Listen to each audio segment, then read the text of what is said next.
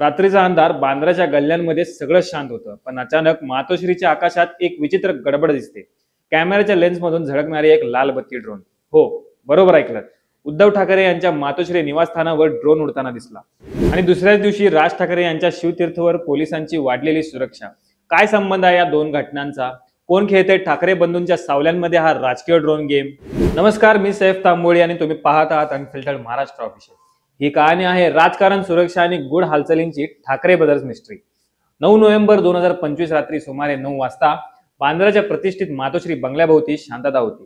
ठाकरे परिवाराच्या सुरक्षेवर नेहमीच कडेकोट पोलीस तैनात असतात, पण त्या रात्री एक सुरक्षा जवानाने वर पाहिलं आणि त्याच्या चेहऱ्यावरचं रक्त उडालं, कारण वर एक ड्रोन फिरत होतं. कोण उडवते, का उडवते? मातोश्रीच्या परिसरात परवानगीशिवाय कोणतेही उडान वस्तू चालत नाही. सगळं पोलिसांच्या रेकॉर्डमध्ये असायला हवं. मग हा ड्रोन तिथं कसा आला? सुरक्षा रक्षकांनी तात्काळ चौकशी सुरू केली. स्थानिक पोलिसांना कळवण्यात आलं.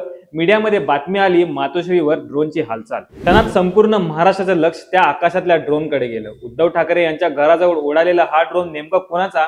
ही सुरक्षा भंगाची गंभीर बाब आहे का? राजकीय हेरगिरी की प्रशासनाची बेपरवाही? पोलीस तपासात लक्षात आलं, हा drone Mumbai metropolitan region development authority म्हणजेच MMRDAच्या ताब्यात होता आणि ते पॉट टॅक्सी प्रोजेक्टच्या सर्व्हेसाठी वापरला जातो. MMRDनं लगेच स्पष्टीकरण दिलं, आम्ही परवानगी घेऊनच ड्रोन उडवला होता. पण लोकांच्या मनात प्रश्न आधीच घर करून बसले होते. नेमकं ड्रोन काय चित्रित करत होतं? आणि परवानगी असली तरी मातोश्री जवळ एवढं धाडस? ते म्हणतात ना, धूर तिथं लागतो जिथं काहीतरी जळत असतं. त्याचप्रमाणे या ड्रोन प्रकरणानंतर राजकीय वातावरण तापलं. ठाकरे गटाने या घटनेला राजकीय षडयंत्राचा रंग दिला. आदित्य ठाकरेंनी ट्विटवर प्रश्न केला, ही टेक्निकल सर्वे आहे का टेहाळणी? तर उद्धव ठाकरे यांच्या जवळच्या लोकांनी थेट सवाल केला, मातोश्रीवर नजर ठेवायचा प्रयत्न कोण करतंय? राजकीय वातावरण पेटलं. सोशल मीडियावर #ड्रोन ऑन मातोश्री ट्रेंड होऊ लागलं. सामना, लोकमत, ABP सगळ्या चॅनल्सवर ही बातमी फुल स्वरात. राजकीय तज्ञ म्हणाले, या ड्रोनच्या मागे केवळ तांत्रिक कारण नाही, तर काहीतरी राजकीय कनेक्शन दडलेलं आहे. आणि त्याच वेळी दुसऱ्या दिवशी राज ठाकरे यांच्या शिवतीर्थवर अचानक सुरक्षा वाढवण्यात आली. पोलिसांनी त्यांच्या सुरक्षा व्यवस्थेचा आढावा घेतला.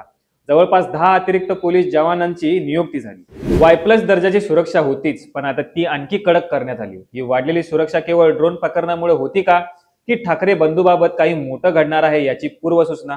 राज आणि उद्धव ठाकरे नाव एकच, पण वाटा वेगळ्या. एक शिवसेनेचा वारसा घेऊन पुढे चाललेला उद्धव, दुसरा मनसेचा झेंडा हातात घेतलेला राज.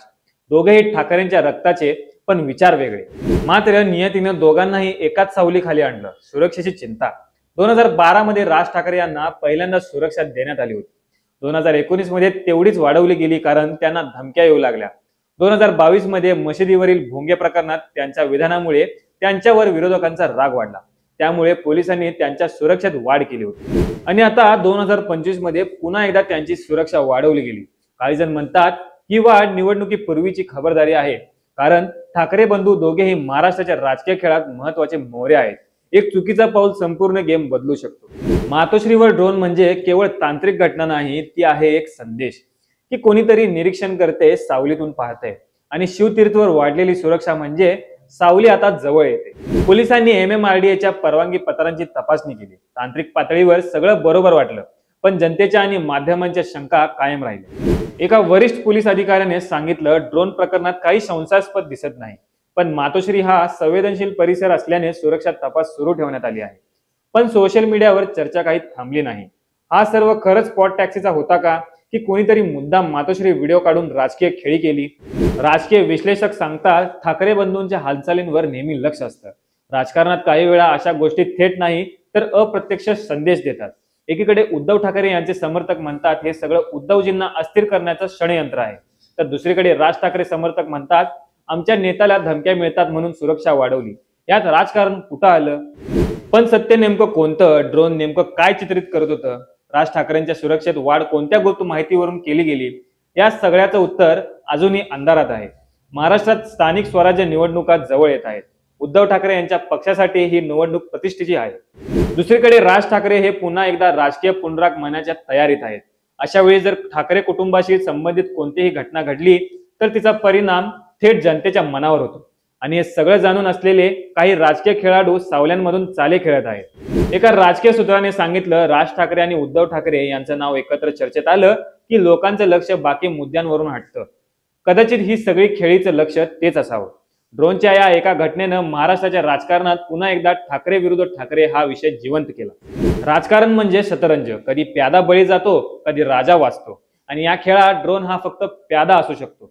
एक बाजू मातोश्री, दुसरी शिवतीर्थ, दोन्ही घर एकाच रक्ताची पण वेगवेगळ्या वाटांवर चाललेली, आणि दोन्हीच्या माथ्यावर आता एकच सावली, सुरक्षेची।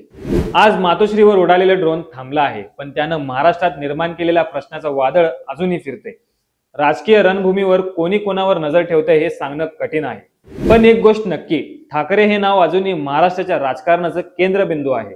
ड्रोनचं उडान संपलं, पण कथा अजून बाकी आहे, कारण या आकाशाखाली अजून कितीतरी गुपित फिरतायत। शिवतीर्थीच्या गेट समोर, मातोश्रीच्या आकाशात, आणि महाराष्ट्राच्या राजकीय हवेच्या प्रत्येक झुळुकीत।